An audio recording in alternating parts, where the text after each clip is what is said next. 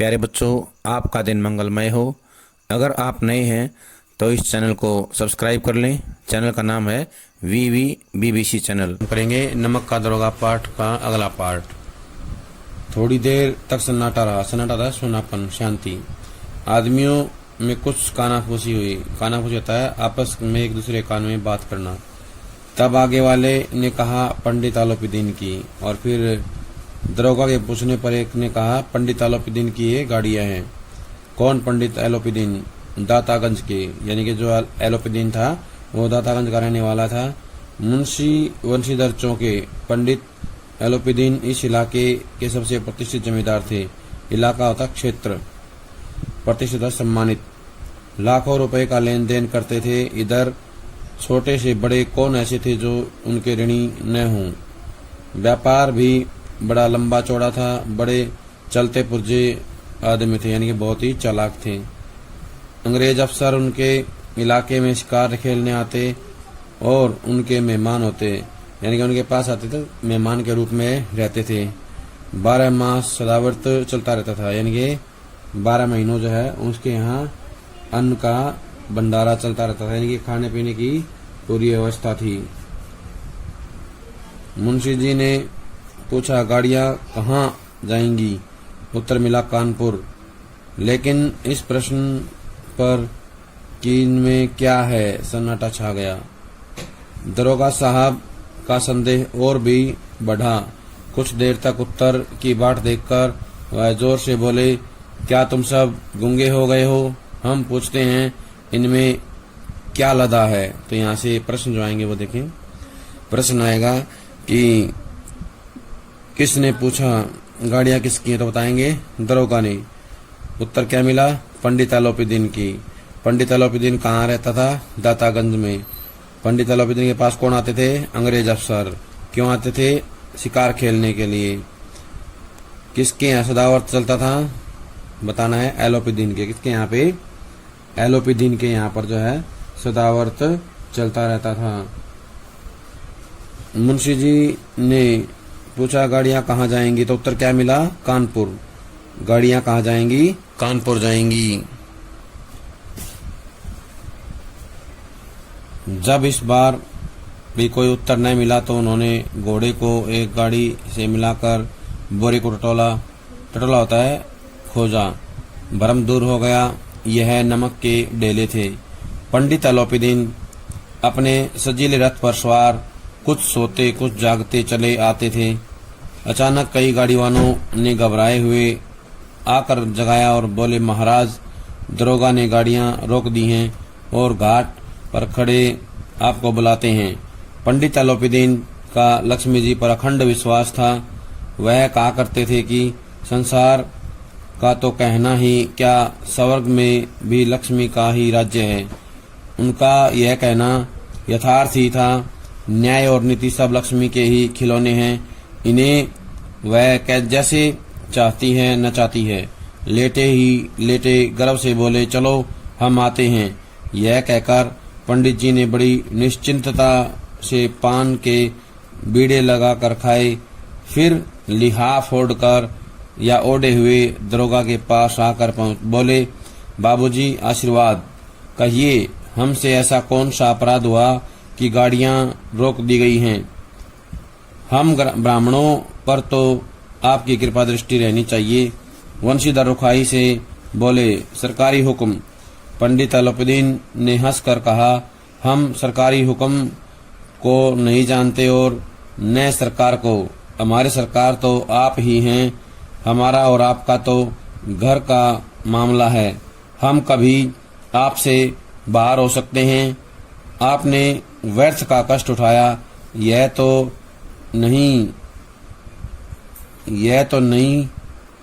हो नहीं सकता कि इधर से जाएं और इस घाट के देवता को भेंट न चढ़ाएं। मैं तो आपकी सेवा में स्वयं ही आ रहा था। वंशीधर पर ऐश्वर्य की मोहिनी वंशी का कुछ प्रभाव न पड़ा। ईमानदारी की नई उमंग थी। उमंग होता जोश। कड़क कर बोले, हम उन नमकरामों में नहीं हैं जो कोड़ियों पर अपना ईमान बेचते फिरते हैं। आप इस समय हिरासत में हैं। आपका कायदे के अनुसार चालान होगा। बस मुझे अधिक बातों की फुर्सत नहीं है। जमादार बदलू सिंह, तुम इन्हें हिरासत में ले चलो, मैं हुक्म देता हूँ। अब यहाँ से जुड़े प्रश्न जो है देखेंगे। गूंगे कौन हो गए थे? गाड़ी वाले जो सेवक थे या गाड़ी चलाने वाले। बाट होता है इंतजार करना। क्या होता है? बाट इंतजार करना। जब उत्तर नहीं मिला तो क्या किया दरोगा ने? खुद जो है घोड़े को गाड़ी से मिलाकर बोरे को टटोला। तो क्या पाया उन्होंने? नमक। क्या पाया? बोरों में नमक पाया। पंडित अलोपीदीन कैसे आ रहे थे? सजीले रथ पर। कैसे आ रहे थे? सजीले रथ पर सवार होकर। उनकी अवस्था क्या थी? कुछ सोते थे, कुछ जागते चले आ रहे थे। कुछ सोते, कुछ जागते चले आ रहे थे। घबरा कौन गया? गाड़ीवान। कौन घबरा गए? गाड़ीवान घबरा गए। किस पर विश्वास था अलोपीदीन को? लक्ष्मी जी पर। किस पर था? अलोपीदीन को लक्ष्मी जी पर विश्वास था। सब किसके खिलौने हैं? लक्ष्मी के। किसके खिलौने हैं? न्याय और नीति सब लक्ष्मी के खिलौने हैं। गर्व से कौन लेटा हुआ था? अलोपीदीन। कौन लेटा हुआ था? अलोपीदीन लेटा हुआ था। पान के बीड़े किसने लगाए? पंडित अलोपीदीन ने। दरोगा के पास आकर क्या कहा उन्होंने? बाबूजी आशीर्वाद। बाबूजी आशीर्वाद किसने कहा? पंडित अलोपीदीन ने दरोगा से कहा। अलोपीदीन ने हंसकर क्या कहा? हम सरकारी हुक्म को नहीं जानते। क्या कहा? हम सरकारी हुक्म को नहीं जानते। वंशीधर पर किसका असर नहीं हुआ? ऐश्वर्य की मोहिनी का। ऐश्वर्य की मोहिनी का असर नहीं हुआ। किस पर नहीं हुआ? वंशीधर पर नहीं हुआ। दरोगा ने किसको कहा हिरासत में लेने के लिए? जमादार बदलू को। किसे कहा? किसे कहा? पंडित अलोपीदीन को। जमादार बदलू को कहा कि वो पंडित अलोपीदीन को क्या करे? हिरासत में ले। पंडित अलोपीदीन स्तंभित हो गए। स्तंभित होता है आश्चर्यचकित या चकित हो जाना। गाड़ीवानों में हलचल मच गई। पंडित के जीवन में कदाचित यह पहला ही अवसर था कि पंडित जी को यह ऐसी कठोर बातें सुननी पड़ी। बदलू सिंह आगे बढ़ा, किंतु रोब के मारे यह साहस न हुआ कि उनका हाथ पकड़ सके। पंडित जी ने धर्म को धन का ऐसा निरादर करते हुए कभी न देखा था। विचार किया वह अभी उदंड लड़का है, माया मोह के जाल में अभी नहीं पड़ा, अलहड़ है, झिझकता है। बहुत दीन भाव से बोले, बाबू साहब ऐसा न कीजिए, हम मिट जाएंगे, इज्जत धूल में मिल जाएगी, हमारा अपमान करने से आपके हाथ क्या आएगा, हम किसी तरह आपसे बाहर थोड़े ही हैं। वंशीधर ने कठोर स्वर में कहा, हम ऐसी बातें नहीं सुनना चाहते। अलोपीदीन ने जिस सहारे को चट्टान समझ रखा था वह पैरों के नीचे से खिसकता हुआ मालूम हुआ। स्वाभिमान और धन ऐश्वर्य की को कड़ी चोट लगी, किंतु अभी तक धन की सांख्यिक शक्ति का पूरा भरोसा था। अपने मुख्तार से बोले, लाला जी 1000 के नोट बाबू साहब को भेंट करो, आप इस समय भूखे सिंह हो रहे हैं। वंशीधर ने गर्म होकर कहा, 1000 नहीं, 1 लाख भी मुझे सच्चे मार्ग से नहीं हटा सकते। हम धर्म की इस बुद्धिहीन दृढ़ता और देवदुर्लभ त्याग पर मन बहुत झुंझलाया। अब दोनों शक्तियों में संग्राम होने लगा। धन ने उछल उछल कर आक्रमण करने शुरू किए। 1 से 5, 5 से 10, 10 से 15 और 15 से 20,000 तक नौबत पहुंची। किंतु धर्म अलौकिक वीरता के साथ बहुसंख्यक सेना के सम्मुख अकेला पर्वत की भांति अटल अविचलित खड़ा था। अलोपीदीन निराश होकर बोले, अब इससे अधिक मेरा साहस नहीं, आगे आपको अधिकार है। वंशीधर ने अपने जमादार को ललकारा। बदलू सिंह मन में दरोगा जी को गालियां देता हुआ पंडित अलोपीदीन की ओर बढ़ा। पंडित घबराकर 2-3 कदम पीछे हट गए। अब यहाँ से जुड़े हुए प्रश्न देखें। पहला प्रश्न ये आएगा कि स्तंभित कौन हो गया, तो बताना है एलोपीदीन। पंडित एलोपीदीन जो है स्तंभित हो गए। हलचल कहाँ मच गई? गाड़ीवानों में। कहाँ मच गई? गाड़ीवानों में हलचल मच गई। कठोर बातें किसको सुननी पड़ी? पंडित जी को, पंडित एलोपीदीन को। पंडित जी ने धर्म को धन का निरादर करते कभी ने देखा, तो यहाँ पर बनेगा धन का निरादर किसने नहीं देखा? पंडित जी ने। उदंड किसको कहा गया है? वंशीधर को। मोह माया के जाल में कौन नहीं फंसा है? वंशीधर। किसकी इज्जत धूल में मिल गई थी या मिल जाएगी? पंडित एलोपीदीन की। अगला है, एलोपीदीन ने किसको सहारा समझ रखा था? धन को। किसको सहारा था? एलोपीदीन ने धन को जो है सहारा समझ रखा था, चट्टान के समान। चट्टान के समान मजबूत सहारा समझा हुआ था, लेकिन वो भी जो है खिसकता हुआ नजर आ रहा था। किसकी शक्ति जो है देखनी बाकी थी? सांख्यिक शक्ति धन की। किसकी? धन की। धन की सांख्यिक शक्ति पर उसको पूरा भरोसा था। धन की शक्ति कैसे बढ़ी? 1000 के नोट, फिर उसके बाद में एक के बाद जो है 1 से 5, 5 से 10, 10 से 15 और 15 से 20,000 तक पहुंच गई। ये थी धन की सांख्यिक शक्ति। लेकिन ये भी जो है किसको नहीं डिगा पाई? वंशीधर को। वंशीधर को ये जो है धन की शक्ति नहीं डिगा पाई। अंत में क्या हुआ? अंत में एलोपीदीन ने जो है अपने आप को कानून के हवाले कर दिया। अत्यंत दीनता से बोले, साहब ईश्वर के लिए मुझ पर दया कीजिए, मैं 25,000 पर निपटारा करने को तैयार हूँ। असंभव बात। 30,000 पर किसी तरह भी संभव नहीं। क्या 40,000 पर भी नहीं? 40,000 नहीं, 40 लाख पर भी असंभव है। बदलू सिंह, इस आदमी को अभी हिरासत में ले लो। अब मैं एक शब्द भी नहीं सुनना चाहता। धर्म ने धन को पैरों तले कुचल डाला। एलोपीदीन ने एक हुष्ट पुष्ट मनुष्य को हथकड़ियां लिए हुए अपनी तरफ आते देखा। चारों ओर निराशा और कातर दृष्टि से देखने लगे। इसके बाद एकाएक मूर्छित होकर गिर पड़े। दुनिया सोती थी पर दुनिया की जीभ जागती थी।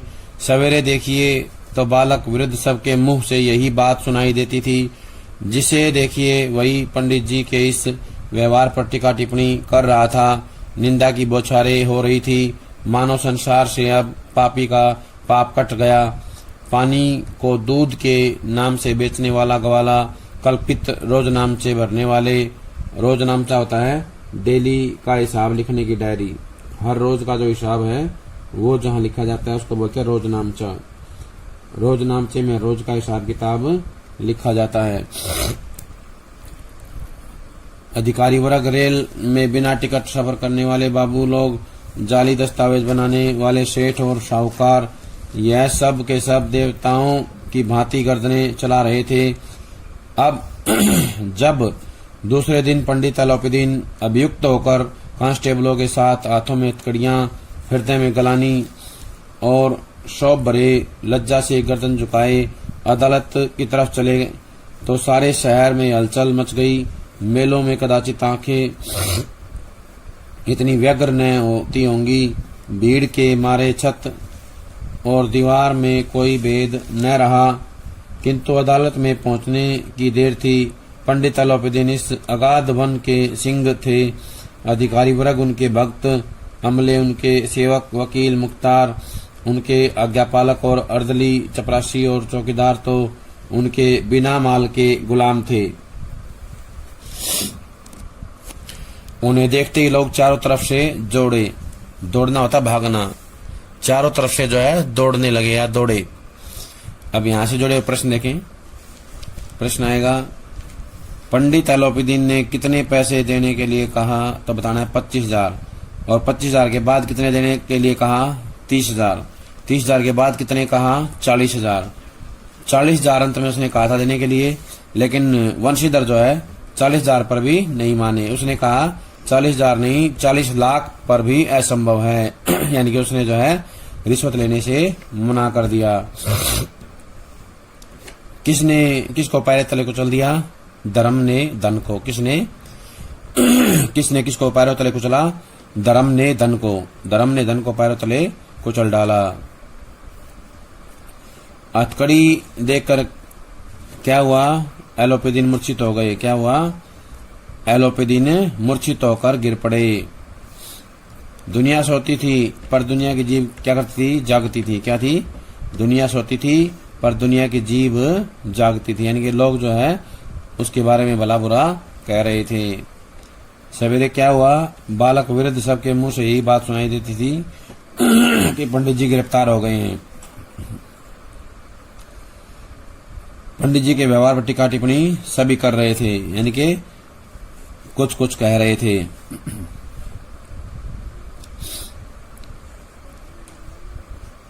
हाथों में हथकड़ियां किसके लगा दी गई थी? पंडित एलोपीदीन के। किसके?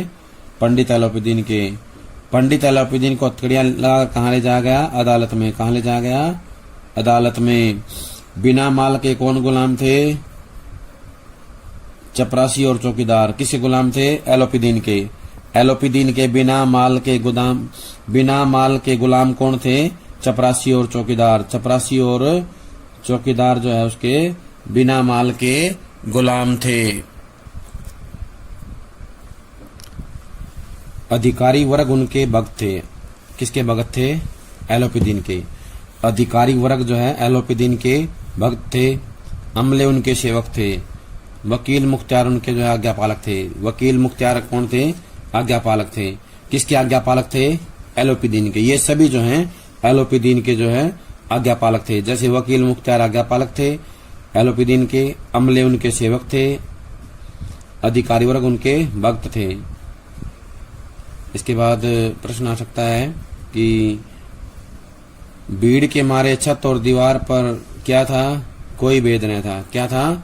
भीड़ इतनी थी कि छत और दीवार का कोई अंतर पता नहीं लग रहा था। छत कहाँ है, दीवार कहाँ है, क्योंकि छतों के ऊपर और छतों के नीचे दीवारों के साथ साथ बहुत सारे लोग इकट्ठे हो गए थे।